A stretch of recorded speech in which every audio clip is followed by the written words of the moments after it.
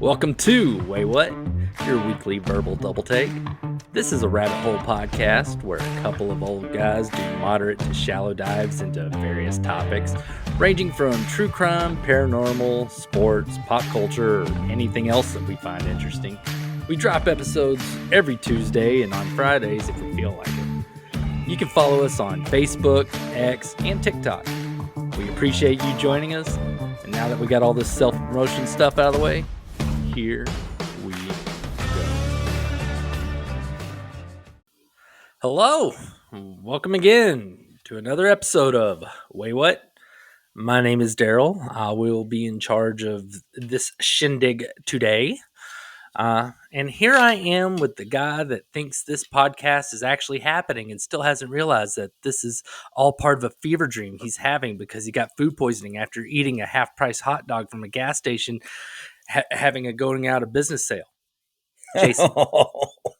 It was a deal. Best 25 cents I've ever spent. Well, I mean, that took a lot out of me to say. I didn't expect to leave me breathless there at the end. It was a mouthful. Yeah. All right. So, today I'm going to start things off with, I'm not willing to call myself an insomniac because I do sleep, but I'm going to call myself a sleepless person. So it's a sleepless guy rant. All right. I'm right there with you on that one. Yeah. Well, I don't sleep a lot at all. On average, I sleep maybe 5 hours on the top end. Now,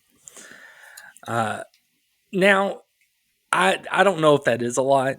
I mean, you always hear people say 8 hours, and everyone around me, like my wife and daughter and all them, they love sleeping like 9 or 10 hours like it's nothing. And they're like, oh, yeah, that was nice. Oh, yeah. Yeah, my daughter could sleep for a long ass time. I mean, a long time. I've watched my wife sleep damn near 24 hours. Yeah. Aubrey woke up the other day. We had to wake her up. It was 8 p.m. in the evening. Mm-hmm. She slept like 16 hours. It was incredible. Like I said, I'm married to someone that can do that and wants to do that on occasion. Yeah. Ashley's pretty good at it too. She actually has a shirt that says Nap Queen. Well, another thing about me when I'm in bed, because I know y'all like to think about me while I'm in bed. Anyways, I very rarely remember my dreams.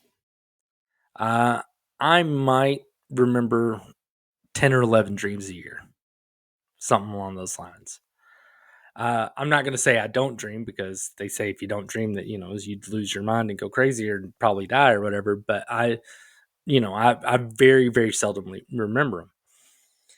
I think it's because of the fact that I only sleep like 5 hours at a time, and that I rarely remember my dream, that I don't particularly enjoy sleeping. It's not that it's not that I hate sleeping. I feel indifferent about it. I only do it because I have to do it. True. I see what you're saying. Yeah. It's kind of like eating. I wish there was a pill you could just take a pill. And yeah, it gives you all the nutrients and fills you up and does everything you need to do. You never have to worry about it again.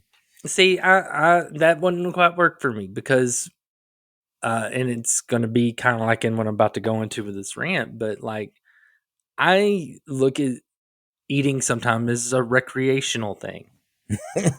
Yeah, it could be joy. Bring joy to yourself. Yeah. I mean, and that's how my wife looks at sleeping. She's one of those people that, she sleeps recreationally.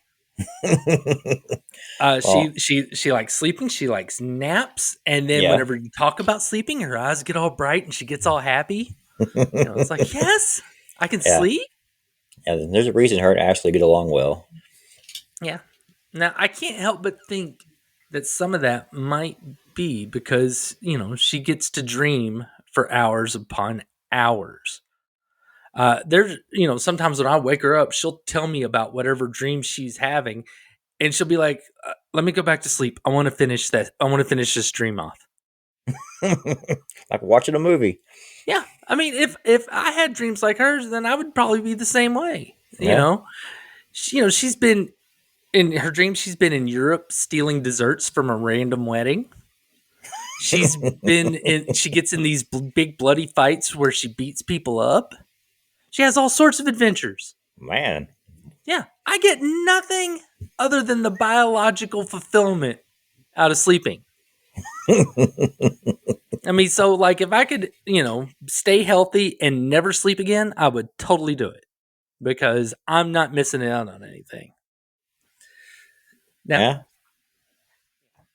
Well, you probably don't I've sleep long enough to get into that part of your sleep cycle to you don't dream. have to be asleep that long. I don't know if it's I was a light sleeper or whatever. I don't know.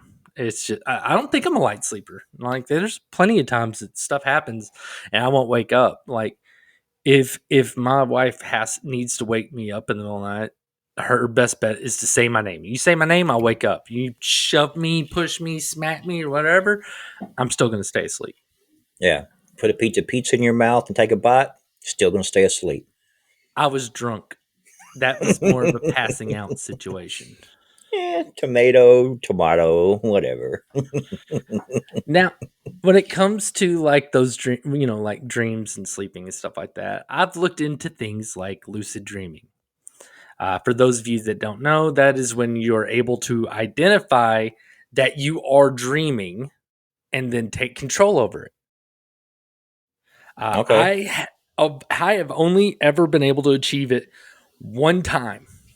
There's only one time I ever remember being able to do this, and I did the most basic bitch thing, and I used my dream world to fly. Flew around like Superman.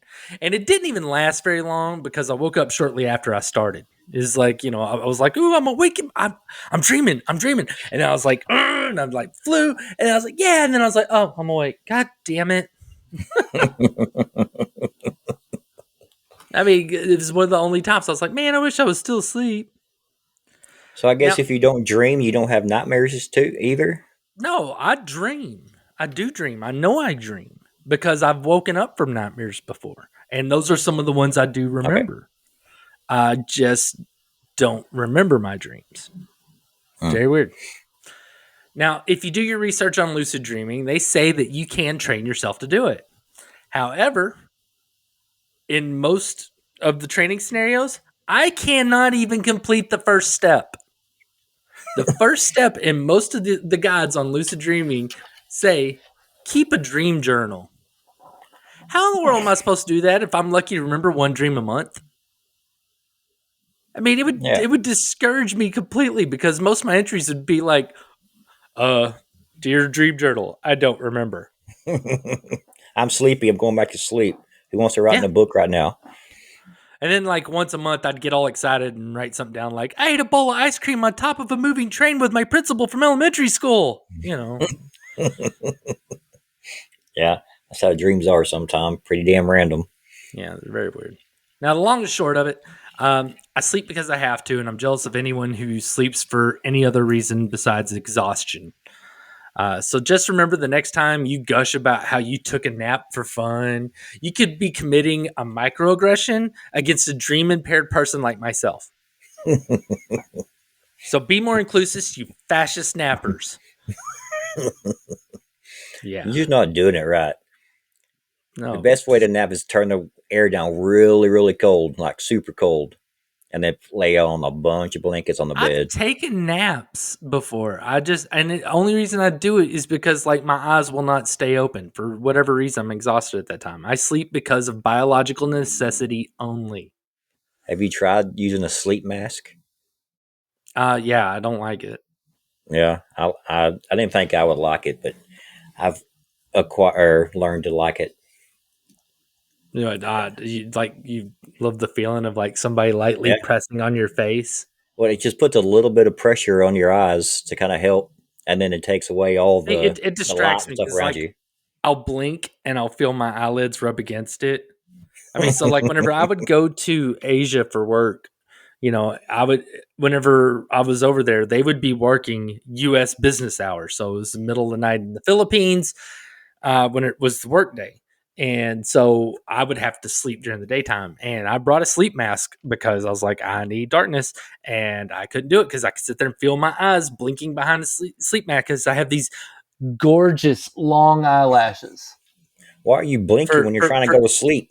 for Well, it's because I'm not necessarily sleepy. Now, I was going to do an addendum for you podcast listeners that want to see my long, beautiful eyelashes. I did lean closer to the camera, so watch us on YouTube.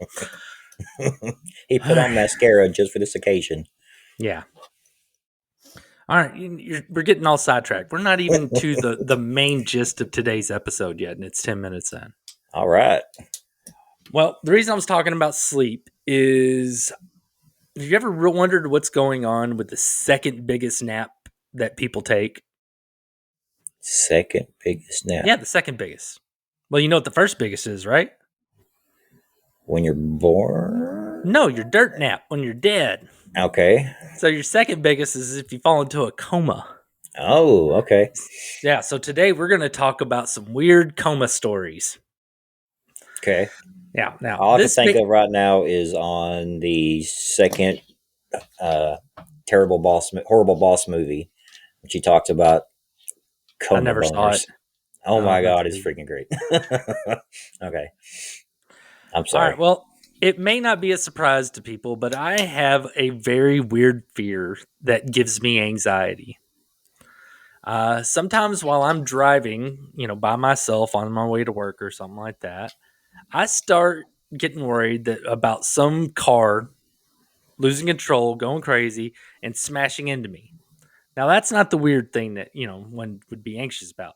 What I worry about is the current moment, that exact moment that is part of the present is currently in my short-term memory. And if a car smashes into me, I might lose that time. That's part of short-term memory. Mm. And You so didn't. this moment that I know might be gone forever. And that starts kind of wigging me out a little bit. So let me think of a better way to explain all this. If you're driving and listening to your favorite episode of the Waywut podcast, then some jackass in a big truck drives off a bridge and lands on your car, causing your head to get hurt. That time while you were driving was in your short-term memory, and it didn't get a chance to become long-term memory where it actually sticks. So then you wake up, say an hour later, a month later, 10 years later, and you have no idea what happened. Your last memory could be dinner from the night before, kissing your spouse goodbye that morning, or that time you shouted in happiness that Waywut podcast just released a new episode. But, Definitely the more than latter. likely, it's not going to be, that truck falling on your head. More than likely. So, that happens. Then out of nowhere, you wake up in a hospital not knowing why or what happened to you. Thinking about that possibility is what starts making me anxious. That I'll be sitting here one moment, then this moment's gone. I wake up in a hospital, and the last thing I remember is like the day before, which would be weird. Very weird. Yeah. Yeah, it is, I don't like it. So today's episode is about some people that didn't exactly wake up with that gap like I'm worried about. These are very weird coma stories. Okay. And after reading these, it turned losing my memories isn't quite as scary to me as it used to be. I lose memories all the time, Darrell. Yeah, no, I don't want to lose whole days. All right. Well, I'm going to start with one that bothers me because of my inability to remember my dreams consistently. In 2012, Alpha Cabeja was riding his bike in the UK when a van hit him and hit him hard enough to scramble his brains. He was placed in a medically induced coma for 3 weeks. The doctor warned them, that there was going to be some confusion once he woke up. He probably wouldn't remember the accident. He might not remember the day of the accident. He might lose even more memories. So Alpha wakes up and they start testing his memory. And this is what he told them that he could remember. On the day of the accident, he was on his way to see his girlfriend. She was pregnant with their twins. He kept a picture of from their ultrasound in his songwriting notebook. They even picked out names for the coming baby boy and baby girl, Sky and Nikita. The day of Okay. the accident, he was coming back from an interview for an assistant director role with MI6, which is the British version of the CIA. Mm-hmm. He remembered that the interview went really well. He also remembered that he had a small private plane. So, life was pretty good before he got hit by that van. Now, out of all those memories, only one of them was real. And that was that he did, in fact, have a girlfriend. While in the coma, or while waking up from the coma, his brain somehow formed a new life from all of his memories, and some of them weren't even memories about himself. Wow. Talking He, about being rewired wrong. yep, he had friends, a lot of friends at his age that were having babies, and twins ran in his family. So his brain mushed all those together. Boom, pregnant with twins. Years before the accident, he did apply for a job at MI6. So that happened at one point in his history. Um, Unfortunately, that was years before. So he was like, what the hell? So he called MI6 because he thought the doctors were gaslighting him about his false memories. And then MI6 told him that, they were actually closed on the day of his accident. So there was no way he could be there. However, Wow. since MI6 is kind of like the CIA, they could be lying. Uh, but honestly, I don't think that they are in this case because this guy was kind of a nobody. Um, Another weird thing was that recently, before his accident, he had seen a movie that had a plane just like the one that he thought he owned. So his brain pulled from the movie, said, "Yes, own a plane." Wow. It's kind of like AI in a sense. What, that it just picked up a bunch of random Wow. things and tried to make something coherent out of it? Yeah. Yeah. Yeah, It kind of trying to piece your life together by your broken memories. yeah. That's really strange. Well, psychologists think that with him being unconscious for 3 weeks, his brains were scrambling to build his autobiographical information. I kind of call bullshit on this theory because while you're unconscious, there is no concept of time. I mean, you go to bed at night, you close your eyes, you wake up, it's morning, boom, done. Yeah. Quickest way to go on a trip is go to sleep. Yeah. Now I figure while he was asleep, his brain had nothing better to do but dream. And with it being like 3 weeks of like consistent dreaming, it just kind of really stamped itself hard in there. That's just my humble non-neurologist opinion. Now, what I find unnerving about this story is because it really shows how much of who we are as people is based on memories. I mean, how easy is it to lose who you are with a head injury that messes with your memory? I mean, if you sit there and live like some false life, or you can't remember the real one, your brain tries to fill in gaps. It's gonna kind of change how you look at things. Uh, I have some good examples of this. In 2011, Sarah Thomason from New Zealand went into a coma after she got a blood clot in her brain that started to trap her spinal fluid. She was 32 years old, and she fell into a coma. At the time, she was married and had 3 children. When she woke up, she thought she was 19 years old. Oh, who doesn't want to wish that? She lost 13 years of memories. Oh, When her 14, 5, and 4-year-old children came to see her, she didn't recognize them. oh Even man. after being told their names, she would still get them wrong. Or so she says. Now, No, this is a pretty long hustle. Mm. It wouldn't even make sense. She didn't even get anything out of it. But whenever so she wakes up, her kids are happy to see her. She looks at them, and they're just kids. She felt nothing, just nothing for them. They were just strangers. Yeah, but it didn't stop there. She'd also forgotten her husband, and she woke up still thinking that she was with her ex, that she was, her ex boyfriend that was her current boyfriend when she was 19 years old. Now, although she did not regain her memories, those were gone. They stayed gone. She did find a way to get back into her old life. Her and her husband essentially began dating again, and he had to get to know this version of her while she just got to know him, period. Okay. Uh, yeah, but with her thinking that she was 19 years old, she was kind of acting out. She began dyeing her hair all sorts of colors. Yeah, she would act moody just like a teenager, uh, Oh and be God, kind never of a mind. bitch. Yeah, and that whole time, but I mean, he stuck by her. He never left her side.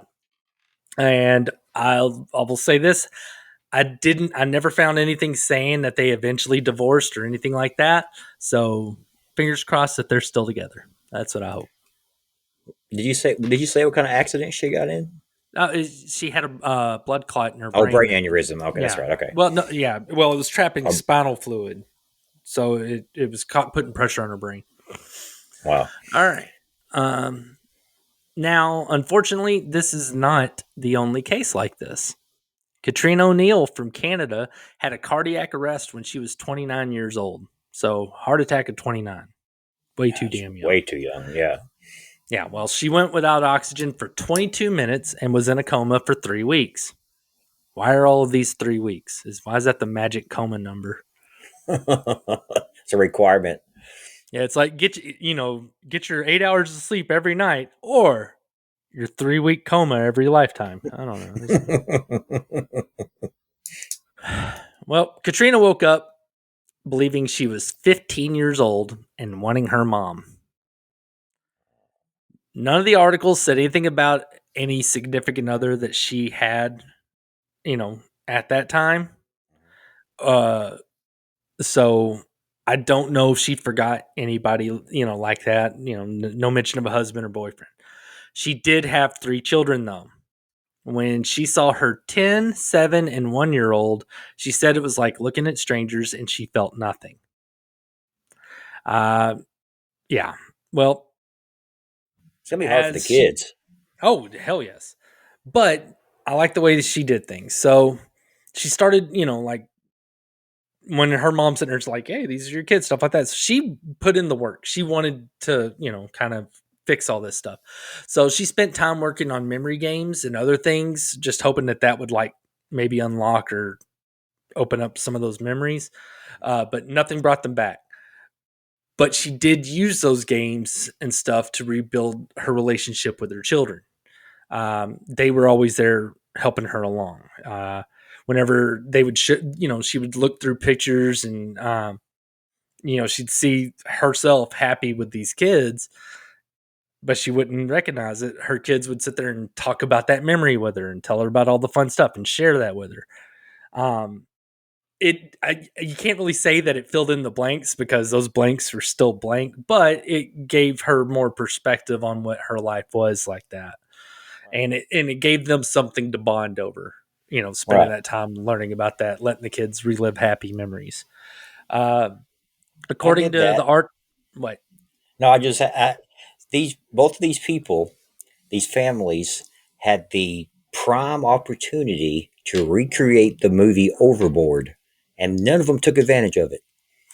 Um, well, the difference is in Overboard, she falls off of a ship and washes ashore and is a Jane Doe. None Well, of she these can't. people were.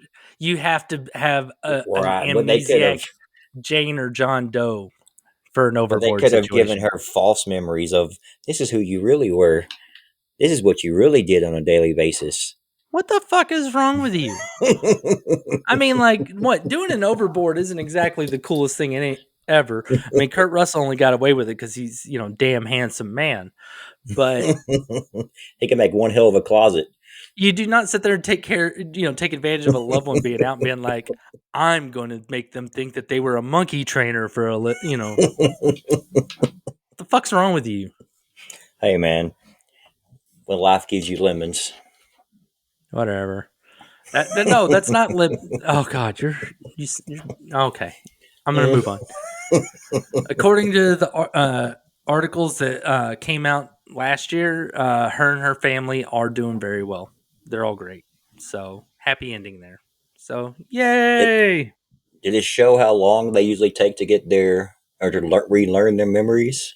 Oh, and you don't relearn memories. You Or essentially you have to go back to that life, and you're gonna ask questions. People got to answer them, and they got to be patient with you, and you have to be patient with them, and it's just it's just learning to live a whole new way. It's not like, oh, we just got to do this for a while until that. No, it's just always fucked up until their normal's just normal.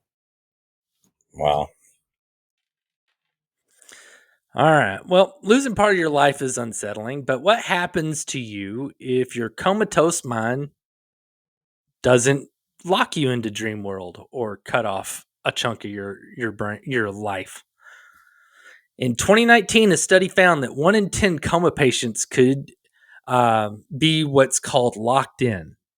This is when you stay aware while in the coma, but you're still unable to communicate. oh, I had a house episode about that. My dad, he told me about whenever my grandfather was in a coma for like 4 days or something like that, 4 or 5 days. And when his dad woke up and talked to him about it later on, his dad told him he could hear everything that people were saying around him. Oh, that's freaky. Yeah. So if you do have someone that you care about in a coma, don't feel stupid for talking to them, and don't confess how much you hate them or anything that you were hiding from them, because there's a chance they could hear you. You'd be like, Yeah. "Oh, babe, you're in a coma. This is so sad. I was fucking your best friend for like a month. No." You should wake up. She stabs you to death, and like, what was that about? All right. Jeffrey Lean fell into a coma for a month, so not 3 weeks. Hooray. Following an operation in 1990. He stated that for much of that time during that month, he knew what was going on. He says he could hear and feel during that time. When he got out of the coma, he was telling people things that they said while they were around him, and stuff that he heard playing on TV regarding like news and stuff that they had playing on the TV. He was telling them, "Hey, Can yeah, I know, I coincide heard with the this, that, and story. the Yeah. other." Yeah. Uh, the way he described it is he said it was more troubling than scary. The reason that is like the nurses would talk to him constantly, even though he was in a coma, and they would sit there and tell him the things that they were doing, whether it's, hey, we're going to give you a shot. Oh, I'm taking your blood pressure. I hope you're doing well. All this other stuff. He remembers feeling his wife hold his hands and reassuring him that, their kids were okay. He was very fortunate to have those people talking to him, because it helped him remember that he wasn't alone, even though God knows if you're going to feel alone, you're just trapped there, not being able to move or anything. Just imagining what that situation would be like if people weren't trying to talk to him makes my skin just freaking crawl. I Oh mean, yeah. because I don't like being in my head now. I couldn't imagine being trapped in it without a way to distract myself. Like if I don't like where my brain's doing, I play video games and it just goes, it shuts off. Sounds like a Black Mirror episode.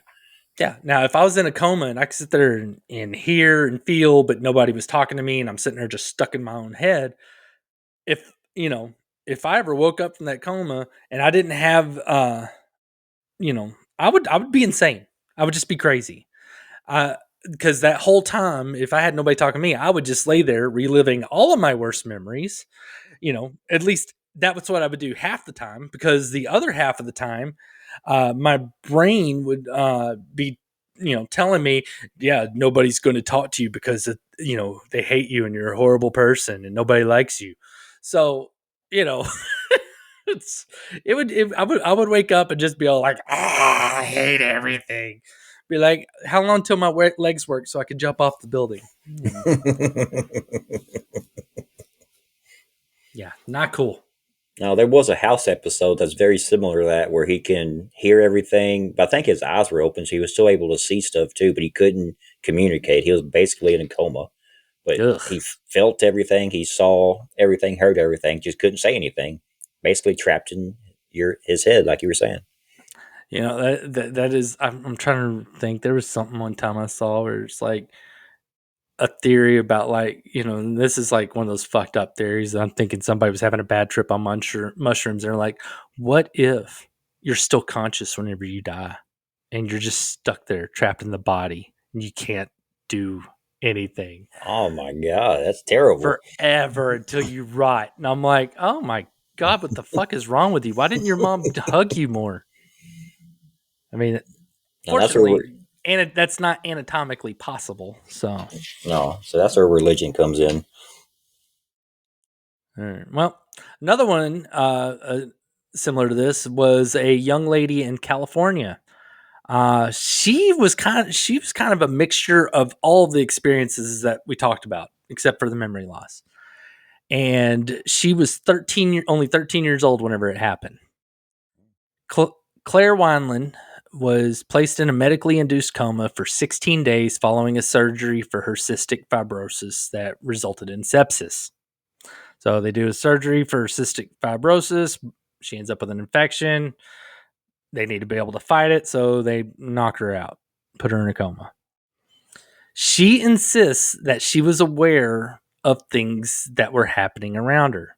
She said she could hear and feel everything, but that sensory input would get interpreted or filtered in strange ways.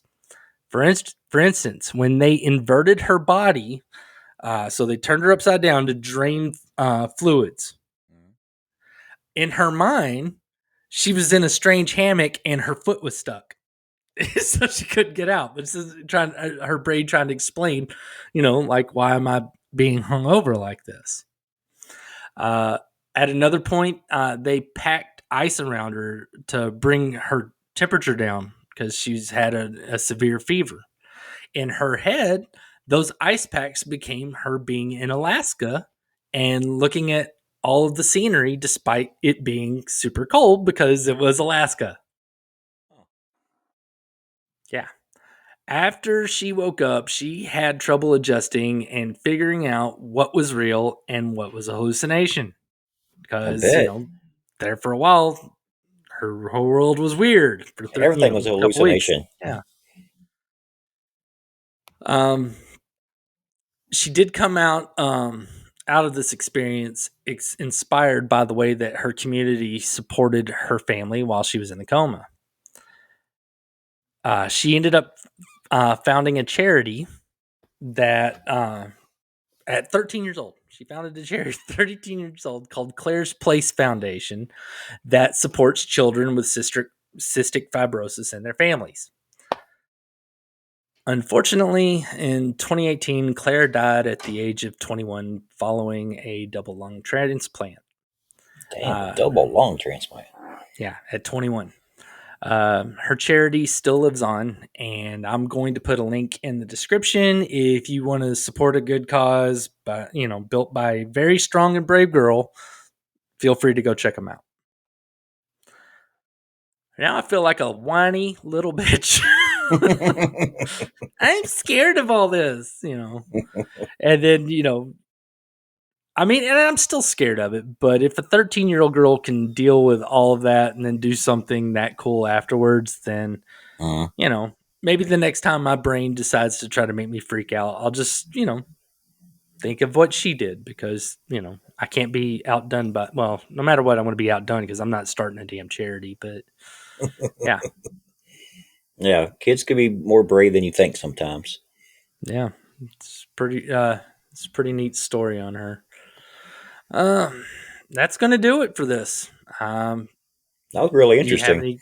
Yeah, it's some neat stuff. I was originally intrigued by this because there is a story on Reddit that a guy put in there where he talked about getting punched one time, and he said that in the like 5 minutes that he was unconscious or something like that, that he essentially lived an entire lifetime, which is interesting and it's cool, but it was written as a post on Reddit. There's no like Mhm. psychologists that were just like Yeah, it's not interviewing an this guy American Medical Journal. afterwards or anything like that. Yeah, no, this is just some dude, could be like some dude, some lady, whatever, writing a cool story as a Reddit post. So, yeah.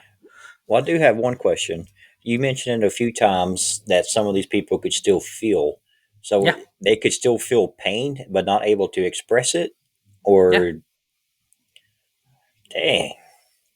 Yeah, I mean, if you're paralyzed, then yeah, you're not going to be able to, like paralysis, we're immobile, Mhm. because like you're can't move your body. Yeah, it's just weird. So Brains are you're, weird. Human yeah, you're bodies are screaming, stupid. yeah, you're screaming internally. Yeah, didn't we Yeah, do an episode called What the Fuck on body and mind? yeah. Well, that would definitely break mine. Man, that's really crazy. Yep. Well, I'm gonna go ahead and call this one done.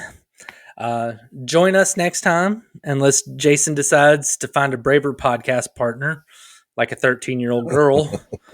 Uh, if he still kept me around, then I'll join all you whenever he'll tell us about some things that will make us say, "Wait, what?" Catch y'all. Thank you for joining us for Wait, What? If you would, tell your friends or your enemies that they can watch us on YouTube or Rumble. And if you don't want to see our face, or if they don't want to see our faces, you can listen to us on your preferred audio platform. That's Spotify, Apple Podcast, Amazon Music, Pandora, you name it, we're probably on there. Please like, review, and comment on whatever platform you joined us on today. We'd appreciate that a ton. Again, just thank you for listening and watching. We hope you'll join us next time. We'll make you say, "Wait, what?"